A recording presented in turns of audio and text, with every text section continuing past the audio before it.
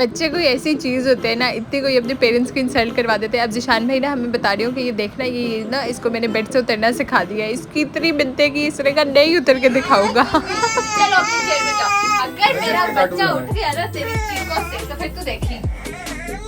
इस भाई साहब के तो भाई ऐसे कोई नेक्स्ट लेवल किस्म के नखरे हैं। हम स्पेशल किस्म की पोइम लगाएंगे। हम मिट्ठू मिट्ठू एक पोइम है, सिर्फ उसी के ऊपर हमने खाना खाना है। अब इसके पेरेंट्स, इसके अम्मा अब्बा खाना खा रहे थे तो मैंने कहा आप लोग खाना खाएं आराम से, मैं फटाफट इसको खिलाती हूँ।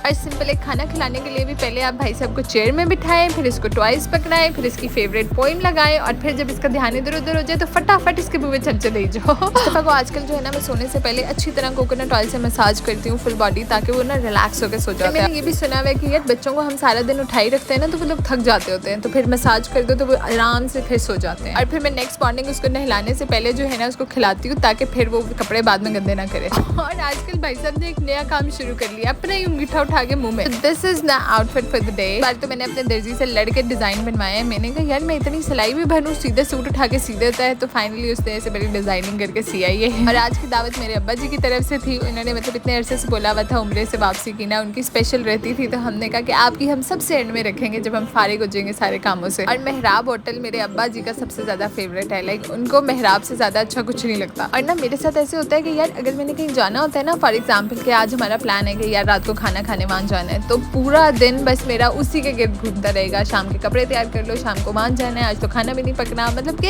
ऐसे लगता है कि यार बस वो एक दो तीन घंटे के लिए आपका पूरा दिन उसमें लग गया। और ऐसे हो सकता है मुझे कहीं पे झूले नजर आ जाए और मैं जाके झूले न लूँ। मेरा इतना शौक है ना, मतलब मैं अपनी अम्मा को कर लगी हुई थी कि मुझे जहेज में झूला दे दे। और अब मेरा प्लान है कि इंशाल्लाह जिस दिन मैंने वापस जाना है ना, उस दिन सबसे पहले मैंने अपने घर में लाकर झूला रखना है। अच्छा, मेहराब में आप लोगों को सिर्फ उसी टाइम रिकमेंड करूंगी कि अगर you are a mutton lover तो आप लोग लाजमन जाएं। अगर आप लोगों को गोश्त वगैरह नहीं पसंद तो फिर कोई जाने का फायदा नहीं है, क्योंकि इनके मेन्यू में सबसे ज्यादा स्पेशल इनकी मटन कढ़ाई है। मुझे याद है कि जब हम सबसे पहली दफा मेहराब होटल आए थे तो अब्बू यहाँ से गुजरते होते थे इस रोड से, तो उन्होंने बोला कि मैं एक होटल देखा है वहाँ पे इतना रश होता है तो हमने वहाँ खाना खाने जाना है। जैसे शायद भाई अब्बू को कहेंगे अब्बू आज मेहराब चलते हैं, फिर बाद में कहीं और चले गए। और जब पता लगा जब हम पहुंचे तो एग्जैक्टली वो दोनों एक ही जगह की बात कर रहे थे। अब तो खैर से बड़ा डेवलप हो चुका है, इन्होंने बड़ी मेंटेनेंस कर लिया है। लेकिन स्टार्ट में जब हम लोग यहाँ पहली दफा आए थे तो मुझे याद है कि 2 कमरों में एक एसी लगाया हुआ था, मतलब दरमियान में ऐसे सुराख करके आधा एसी एक तरफ आधा एसी दूसरी तरफ। और ये इनका दम पुख्त हम लोगों ने पहली दफा ट्राई किया, इट वाज टू गुड। मतलब मुझे इतना शौक है कि आप मटन की बोटी हो, ऐसे आप उसको हाथ लगाओ और वो ऐसे मुलायम ऐसे मतलब इतनी सॉफ्ट हो कि वो फौरन उतर जाए। अगर हम बात करें प्राइस वाइज तो इट्स अ बिट एक्सपेंसिव, मतलब ओवरऑल मतलब इनका खाना जब ओवरऑल बिल बनकर आता है तो इट्स क्वाइट एक्सपेंसिव। मैंने सोचा मैं भी इंस्टाग्राम की रील की तरह बनाऊं, लेकिन यार ये बड़ी गर्म थी तो मेरे हाथ से फौरन गिर गई। और कढ़ाई का मजा डायरेक्ट कढ़ाई में से खाने का आता है, मुझे तो प्लेट में डाल के मजा ही नहीं आता। सबसे मजे की बात बताती हूँ, मुस्तफा माशाल्लाह पूरा टाइम सोता रहा। मतलब जब हम लोग गए, हमने झूले शूले लिए, हमने खाना खाया और खाना खाने के फौरन एंड में जाके ये कहीं उठा। फिर मैंने कहा मैं अपने बेटे को भी झूले दिलवा के लाऊं और अब्बू हमें खड़े होकर झूले दे रहे हो। और मूसा तो अब्बा का इतना दीवाना है, लाइक ये तो इसकी जान है ना इसके दादा में। और ये लोग पहले कभी कहीं जाते होते थे तो इसका झूला साथ लेके जाते होते थे और आजकल ये इसकी चेयर साथ लेके जाते हैं।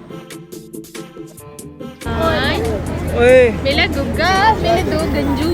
मुमताज साहब आपकी चाय कहाँ चली गई? हम लोग ना वापसी में प्लान कर रहे हो गए यार पठान से चाय पीते हैं। मैंने कहा नहीं पठान की चाय बहुत मीठी होती है, यहीं से पी लेते हैं। हमने जी चाय मंगवाई और चाय इतनी मीठी। और यहाँ पे मुझे रियलाइज हुआ कि व्हाट जस्ट हैपेंड। हमारे साइंसदान रिव्यू लिख रहे थे, आधा रिव्यू ऊपर इन्होंने लिखा, फिर बाकी आधा नीचे मैंने लिखा। और उसके बाद हमने बैठ के इनकी पूरी रिव्यूज वाली बुक पढ़ी, मतलब वेलापन चेक करें। कौन है पप्पो का बेटा? कौन है ये? कौन है ये? तो पप्पो की जान है। देखो मूसा की शक्ल मेरे से मिलती है कि नहीं? अब सीधा होके दिखाओ। रोने लग गया।